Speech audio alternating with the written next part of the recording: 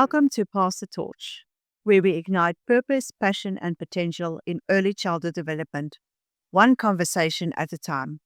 Hi, I'm Diane from I'd Love to Create Educational Platform, and we are very excited to have a very insightful discussion about conscious movement. Our guest speaker is Rochelle Skeert, and I really want to thank Willie van Heerden from Dine Elk House in George having us to do the shoot at their executive boardroom, and we'll see you after the break.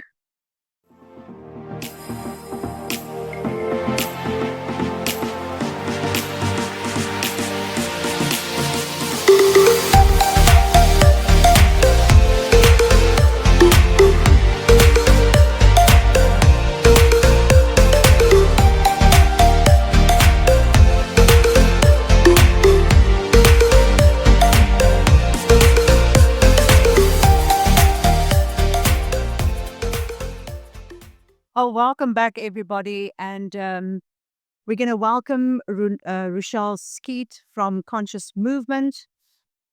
Hi, Rochelle. Hi. And welcome in our studio today and making time for us to do a wonderful, insightful discussion about our topic. But before we go on, we would really like to know what is conscious movement and telling us about your journey up to the present time. Thank you so much, Diane, and thank you for asking me to join you. I feel really privileged to be here. Mm. So conscious movement's been a journey. I got married way too young to a man who was rather controlling, and I was very isolated. He is an exploration geologist, so I ended up living in the bush. And it was really, sure, I was so naive. After many years, I actually decided to get a divorce. The relationship wasn't serving me or my daughters. And that was a huge step, which was really scary, but probably the best thing I ever did. And that's where my growth journey began. And I had to suddenly create an income for myself. I'd never been allowed to work. And movement has always been something that I did. So I did a bit of research and decided to go into studying classical Pilates, which was amazing. I loved the mental, conscious movements of Pilates. I've got a friend that actually also did a course, and she's an occupational therapist, and she just loved that journey. Yeah. It's amazing. Yeah. It's amazing to go below the muscle and the bone and start figuring out how we're supposed to move. What are our movement patterns Yeah. and how corrupted they get? Yeah.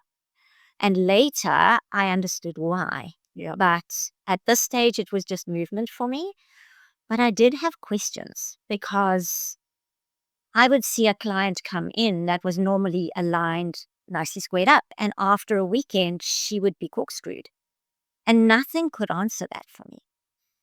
And I have a very inquiring brain. So I started doing different modalities, different courses to figure out, why does this happen to a person? Eventually, I discovered specialized kinesiology. So specialized kinesiology, some people call it energy medicine. It's an alternative healing modality. But it's a beautiful modality because you use muscle testing as a biofeedback to get information from the subconscious.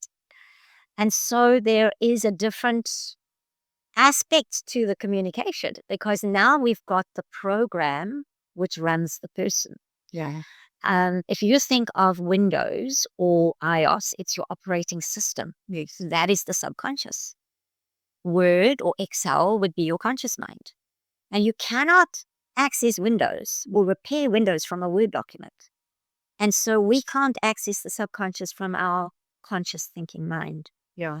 So it brought a lot of depth to my anatomical knowledge. And it started a whole new journey for me. Yeah. Looking at how we get programmed. So the conscious movement from my Pilates of conscious movement, I chose the name conscious movement because a lot of people think Pilates is something you do on a ball. and it's not. Yes. And when I studied kinesiology, I thought, sure, should I change the name? But now I was helping to move consciousness. So the conscious movement stayed. Yeah, it's actually interlinked. It Otherwise, It yeah. is. And actually, everything is like interlinked and integrated. Mental, emotional, physical, and energetic, because none of them function without impacting one of the others. Yes, that's true. I found that now that I was working with Pilates clients and taking clients as a kinesiologist, people would unload with me. Yeah. I was a safe space, and the deepest secrets would come out. And I felt the need to be able to guide them in a constructive, value-added way. So I decided to study life coaching so that I had better skills in that department rather than just thumb sucking and thinking I was doing it. My biggest fear was to create harm. So I wanted to make sure that I was doing the right thing. And life coaching added a totally different aspect, that of human behavior. Yeah. Which is like the third layer, which fascinated me. And it is fascinating. Yes. It is. And So you dig in and you dig in and you just get this more and more information. Absolutely. And then you start seeing where everything connects and where they intersect and how this one impacts those one. And Yeah.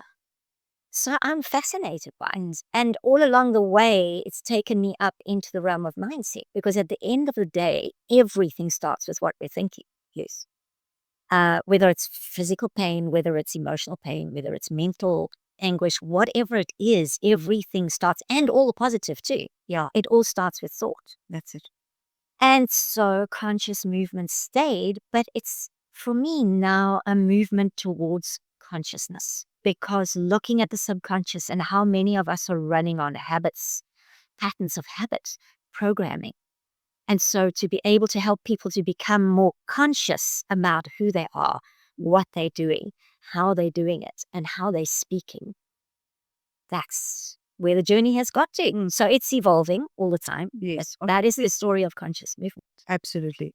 And you know what? I think when we'd had our discussion about the podcast, I think I also mentioned, how relevant is this like to children's development?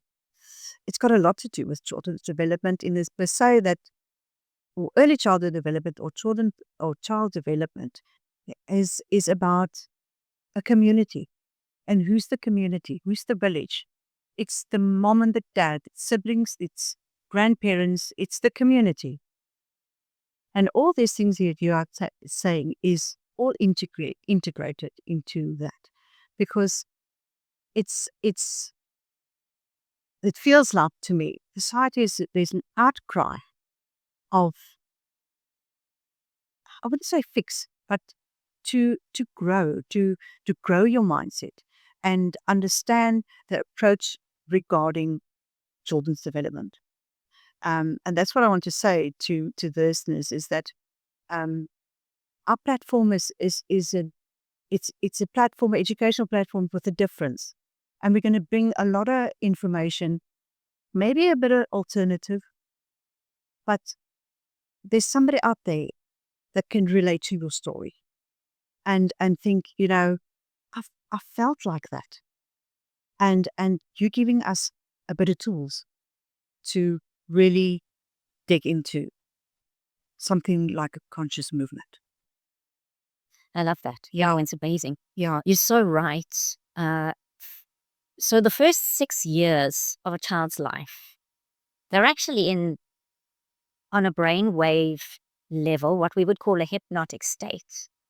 They don't learn, they literally download. They're programmed. That's why a 3-year-old can look like a 30-year-old. And we all see this on Instagram and things like that. Children who are like these little tiny mini adults speaking in the way that and it's because the people around them speak that way. They are mimicking everything around them. Definitely. So they're mimicking the parents. Do the parents exercise? Is exercise something that's in your home? Are you teaching your child this is a normal way of life? They're mimicking the grandparents. They mimic the speech patterns that we have. They mimic our attitude to other people. And they become mini me. and you can see your own behavior in your child. Yeah. And we think it's very cute and we laugh at it, but sometimes we should actually stop and look at that and go, whoa, is this what I want my child programmed with? And the whole thing is, I think at the end of the day, it's cute at 3, but at 12, it's not so cute anymore. Exactly. But now the program's there. Yeah. How do you change the program? Yeah. Yeah. So we have to be careful. And I think one of the big issues is that these days, both parents normally have to work. That's right. So who's raising the child? And what program are they putting into your child? There was a lovely story. A friend of mine's little daughter was serving tea, little plastic saucers and teacups and everything. And she would say, Mom, would you like some tea? Yes, please. How much sugar would you like? I'd have 2, please. And she'd stir the cup and she'd lick the spoon and then she would hand it and they all laughed. And the next one came along and she licked the spoon for everyone. And they said to her, why do you lick the spoon? No, she says, that's what the maid does. Yeah. So when the maid made them tea, she would stir the tea and lick the spoon and then stir the coffee and lick the spoon. So this is what the child was picking up. And sometimes there are behaviors which are really good. I happened to see a little 1-year-old whose father is a martial artist just yesterday doing the most amazing martial arts kicks because they're mimicking. Yeah. And so that training, that's subconscious, that's first 6 years forms your subconscious. That's your operating system. And after that, you go into more of a imaginary dream state from 6 until 12. And only from the age of 12 do you actually go into beta brainwaves, which is your adult brain wave. So where you can think for yourself. Yeah. So a lot of the time, children are not able to think. They're not able to choose. They're working on a different brainwave to what we are. And then something to Yeah. And because I'm so passionate about early childhood development, I've been in the sector for quite a few years. I know that preschools has a huge impact on children development because the 80% of the day they are there. And, the whole thing is about their approach regarding childhood development and how important it is. And that's what I want to portray out there is that how important ECD is. And you may not forget that. Something you do. It's so important. But it's very important, and I'm an absolute advocate for this. So even though that we are having the discussions of different approaches and what is out there and information, because everything is overwhelming, it's very important that people that are in the ECT sector must remember that they have a huge job to do. They have such a responsibility. Yeah. Yeah. They're actually creating future generations because they are creating those subconscious plans and programs. So I'm so pleased my children had grown up before I started doing this work. But there are a lot of times where I look back and I go, wow, I did it from the best space. I did it from what I knew. And it's very easy to judge our younger selves with our older knowledge. Yes. We have to be careful of that. Yeah. But, my children grew up and they're okay. Yes. So it's not to beat ourselves up about it, but just to... But at least we were aware. We were aware about certain things, and we tried to deposit that or invest in that. I think every parent does the best that they can, but sometimes we're just running programs. Yeah, and we're sidetracked. And that's where the consciousness comes in. If we could all, as parents, become more conscious, then we can raise children to be more conscious adults too. Yeah, sure. Thanks. That was the first segment. Thank you so much, yeah.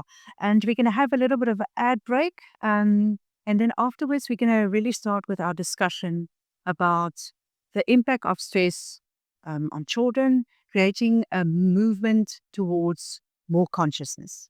See you in a while.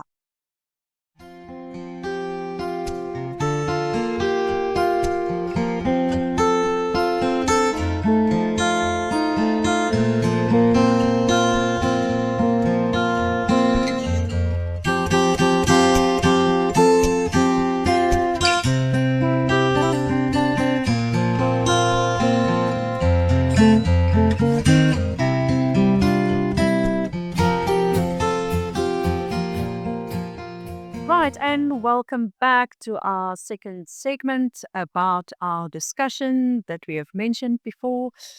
And I want to refer to a book that's on my list. I haven't read it before. It's about the anxious generation.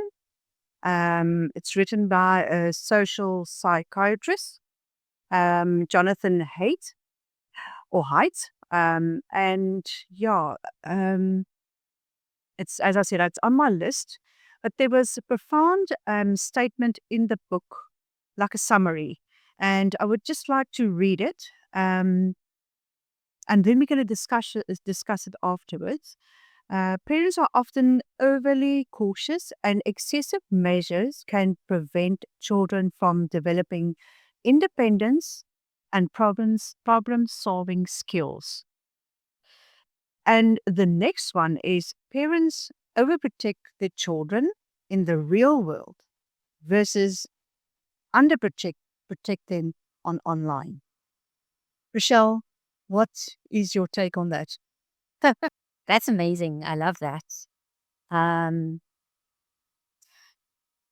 I think we do overprotect our children. I think we have a tendency. Mm. So very often we want to give our children what we didn't have. Mm. And we can say, oh, yes, I had to polish my own school shoes and I had to make my bed and I had to do this and I had to do that and I had to do the next thing. And then we think, oh, I love my child so much. I want to help them as much as I can. And so we polish their shoes and we make their bed. And we're stealing their lessons from them. Because when children are little, the lessons are little. Yeah. And as they grow, the lessons get bigger. But if we've stolen the lessons of how to make the bed and how to polish your shoes and how to put your washing in the wash basket and hang up your bath towel, then how do we start expecting them to learn lessons when they're older?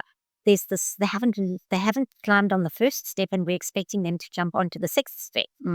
Yes. So we have a term, learned helplessness, and it's very easy to create that in our children. We want to save them. A knife is sharp, yet they can't use a knife, and they can't use scissors because they might get injured. And don't climb over there because you might fall. Yeah. And we focus so much on what is dangerous that we start creating fear, and we stop them from learning. They need to learn, how do I climb off a bed when they're little? Because if I'm not there and they need to get off, they're going to fall. Yeah. So then that would be dangerous. But if I can teach my child to do what they need to do, it's the beginning of, you have to think we want to raise an adult. We don't want to raise a child. So do we want our 30-year-old son to be a 3-year-old in a 30-year-old body who throws tantrums and wants his own way? Or do we want to raise a good husband who can cook and clean and do everything that we can do as well as we can do?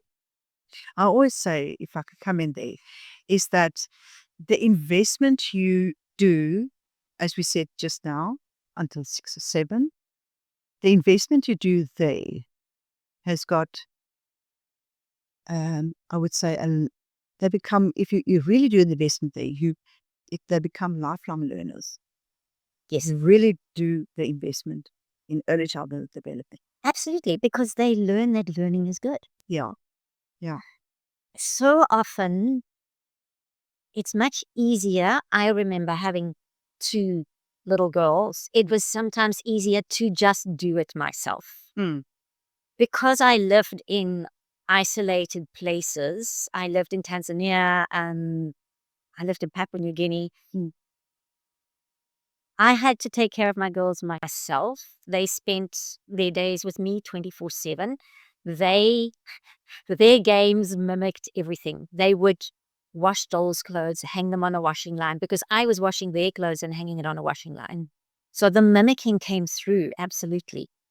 Maybe it was also the environment that you were that it could that could happen. Now, maybe in today's life it is, but that you become conscious of actually inviting them to do that.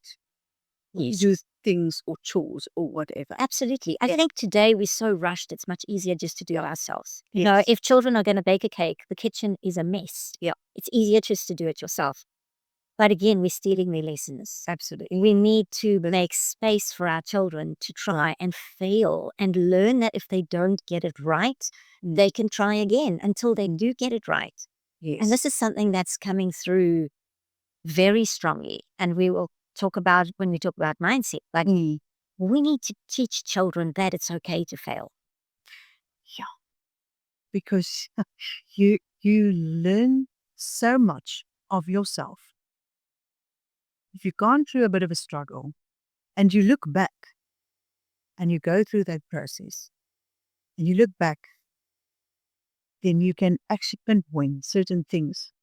Okay, I've gone through this, but this is better, or this I'm going through a growth process. You can see the difference. You totally see the difference. And the whole thing is we never grow in comfort because our whole being, if we take our, if you want to say the animal side of us, our creature comforts, if we're comfortable, we want everything to stay the same because we want to stay in comfort.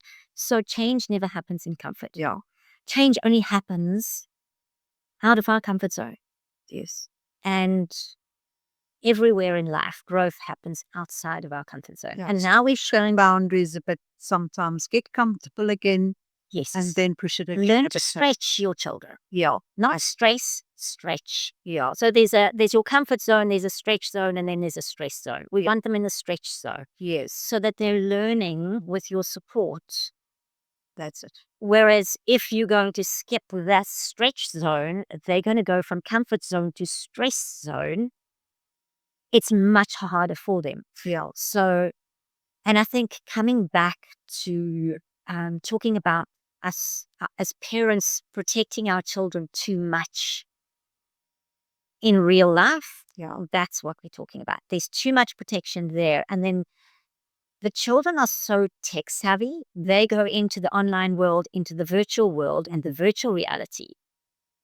And it's a much, on some levels, it's more comfortable because there's a distance. I don't actually engage with people. I'm engaging with buttons and a sort of a virtual world. But on the other hand, they don't have the skills when that virtual world reaches back. Yes. And sometimes we don't have the skills to understand what's going on. Yeah. Because we haven't caught up with where things are now with children. That's why I said that second one is like we are protecting our kids from the real things, the real life, but under protecting from social media or from the internet. So maybe it's not Online love. exactly. And But that is part of our life. I mean, that's it is part of our life. And maybe that's the whole point. manage it. Yeah, maybe that's the whole point is that the children are not learning life lessons, which would help them with online and their virtual life. Yes, I want instant gratification. Yes. Yeah. So they're not learning about dangers because we're cutting them off.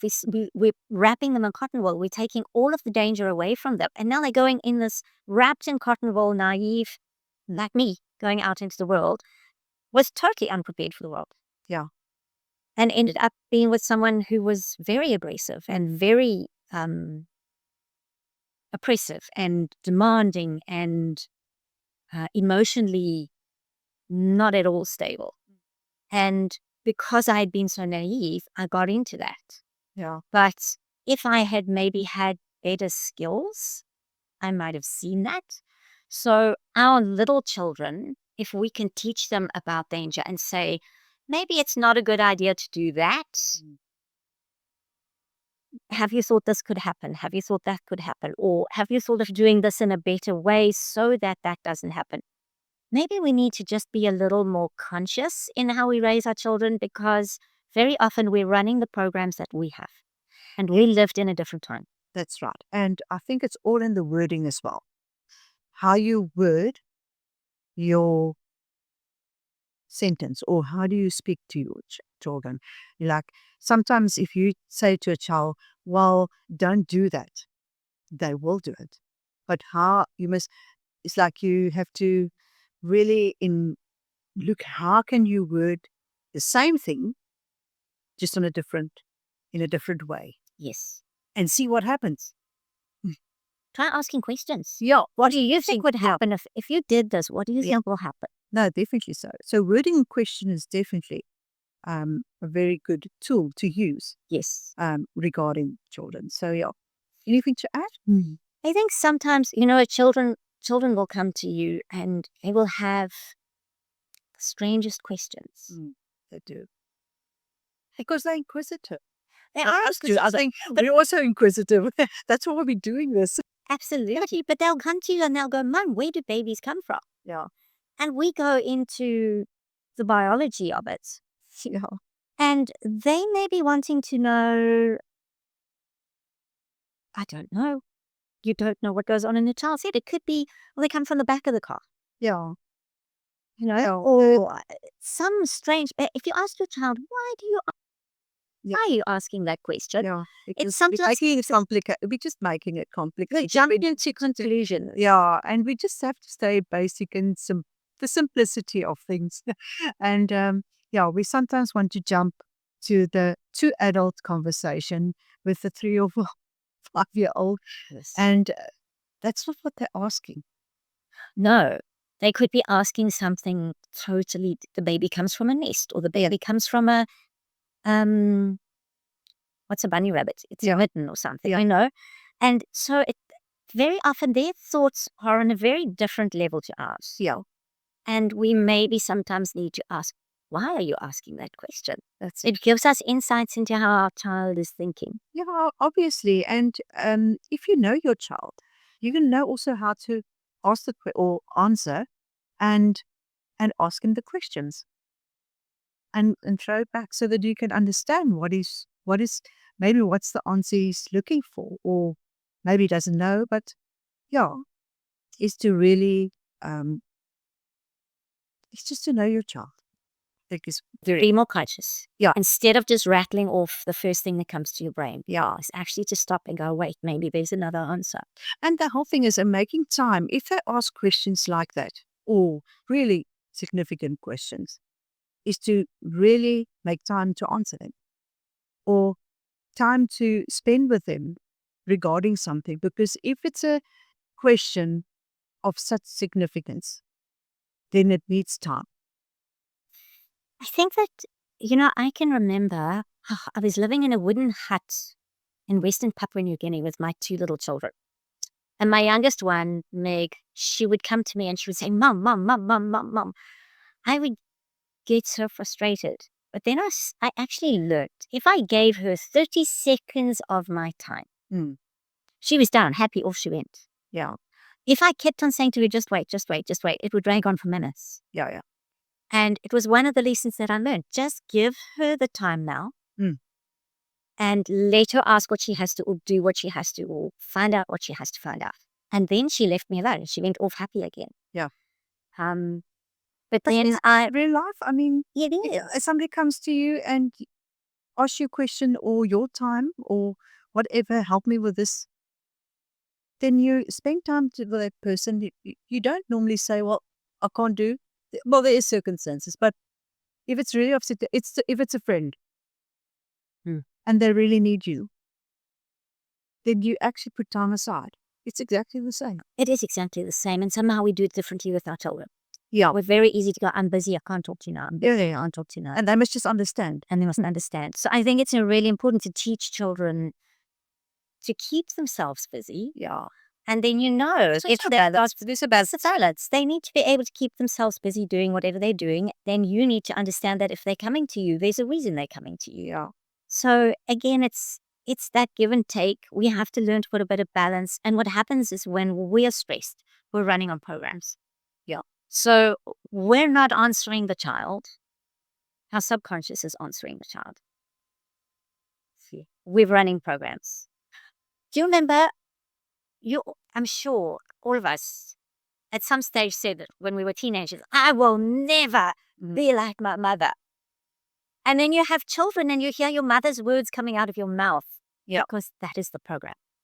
So as soon as your brain is busy with something else, the program will answer. Your subconscious has the habits, it has the speech, it has everything, and it just answers. Yeah. Remember learning to drive a car. In the beginning, you've got to look in the mirror, you've got to press the clutch, you've got to do this, blah, blah, blah, blah. We had a whole thing that we had to do. Now we can drive a car, have a conversation, and it's our subconscious driving the car, Yeah. while our conscious mind is busy somewhere else. I'm with you. Yes. Yeah. And so when we're raising children, being more conscious is so important because the programs are raising the children. Yeah. That's We need to stop and breathe yeah. and come to this moment Yeah. and be present with the child in this moment with our conscious mind. Yeah. I think it's so needed. Thank you, Rochelle. That was great.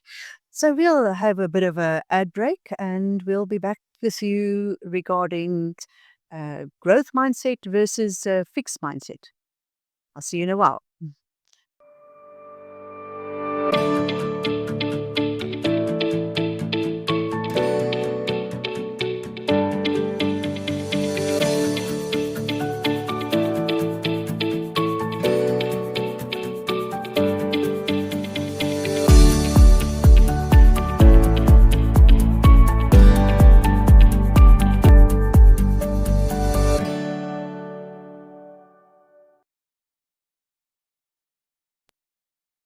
Right, and we are back. As we said, we're going to talk about the growth mindset versus a fixed mindset, Rochelle. Yeah, and I'm sure we're going to bring a bit of the fear and anxiety that we in the first segment about the book. And what is your insights regarding that? Growth mindset and fixed mindset it's such a fundamental thing in children. When we tell children how brilliant they are all the time, they think they've got brilliance inside them. And then when they hit failures and bumps in the road, they think it's all being used up.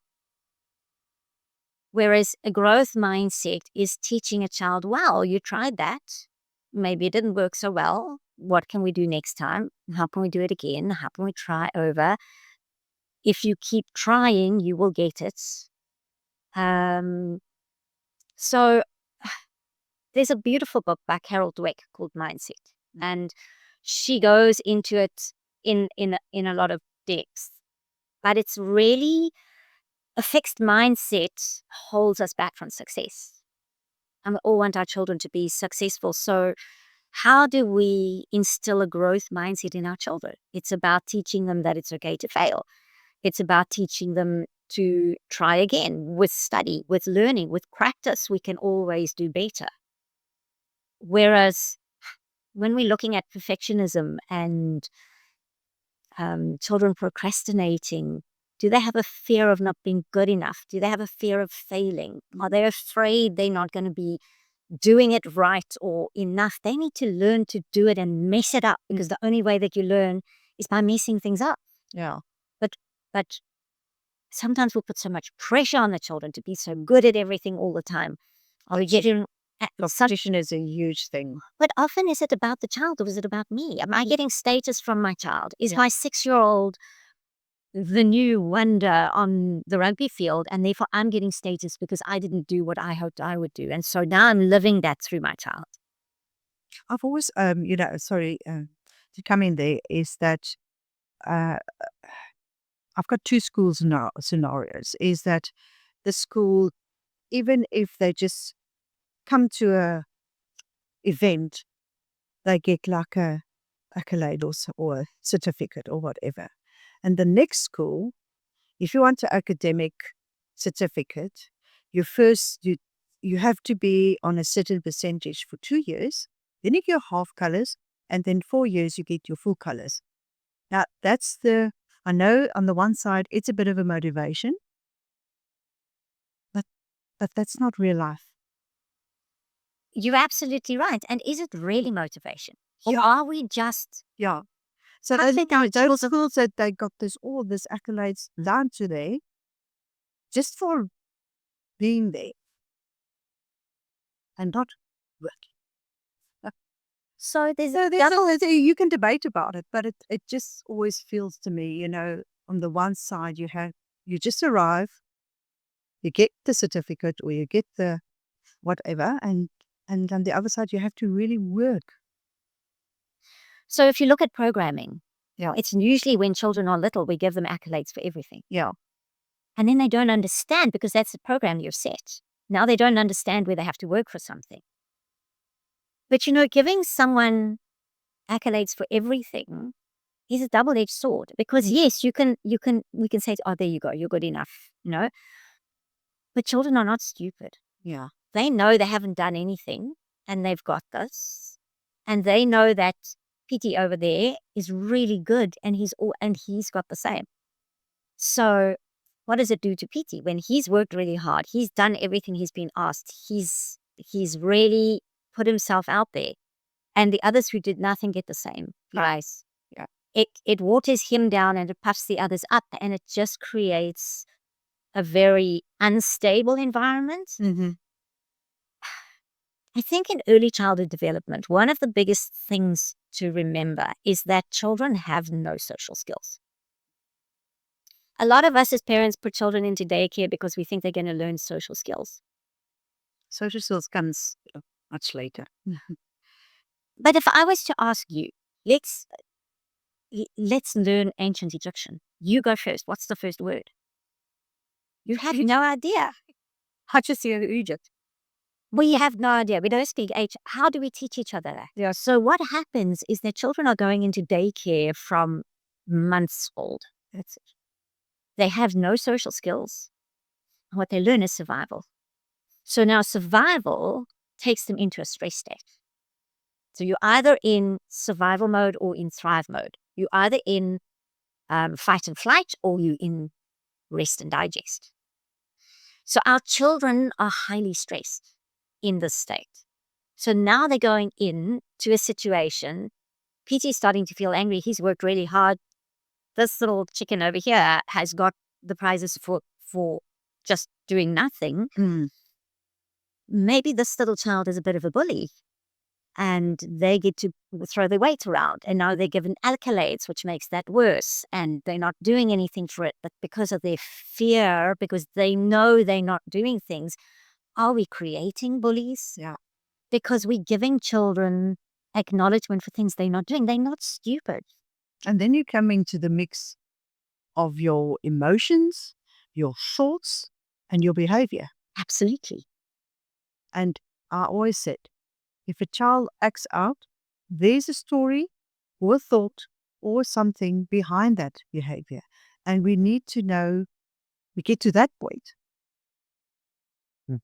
about the behavior. And that's a very important, that's something that people must not forget. Behavior, there's always something behind the behavior.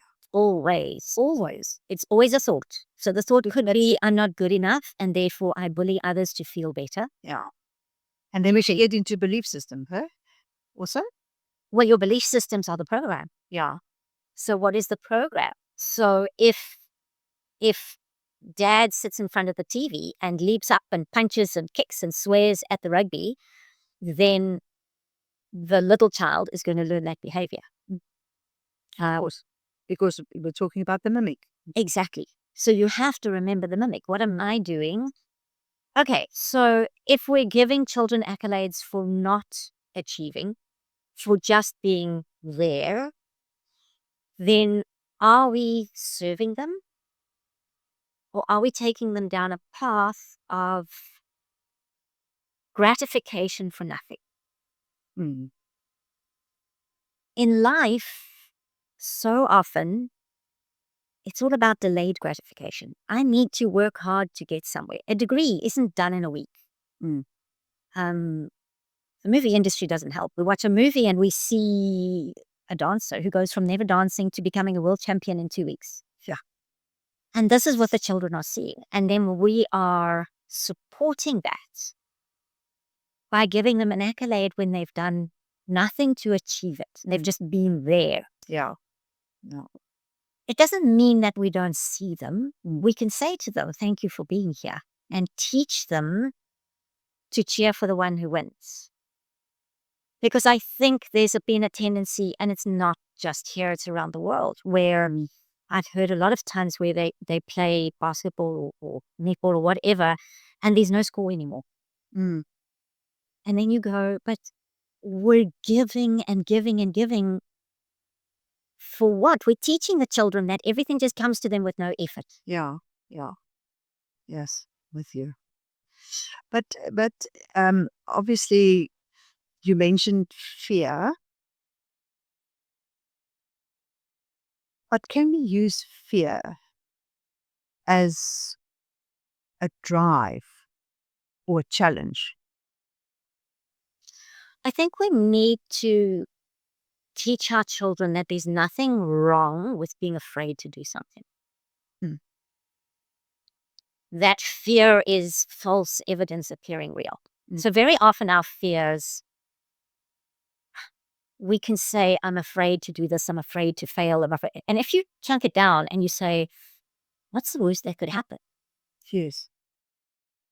Yeah. To teach our children to look at fear and go, okay, is this fact or is this my mind telling me something that's not really there?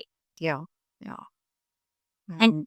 teaching our children to think and to be conscious and to figure it out. Yeah. Because there's like on Pondera. it is because then we're giving them tools Yes.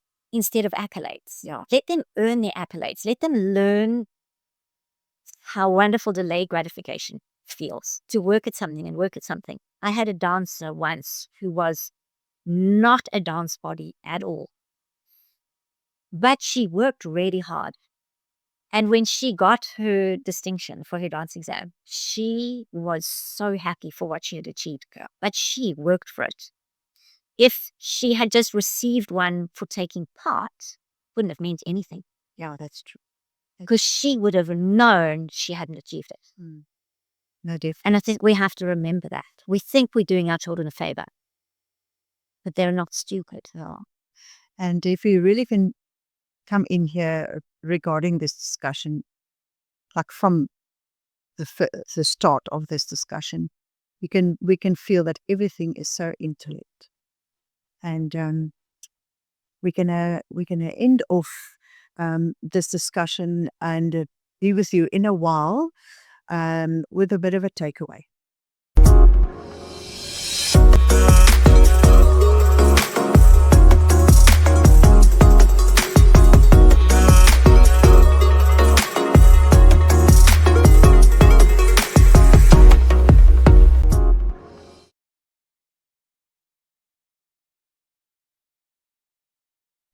Right, we are back with our last segment. We're going to do a conclusion or a wrap up for this episode.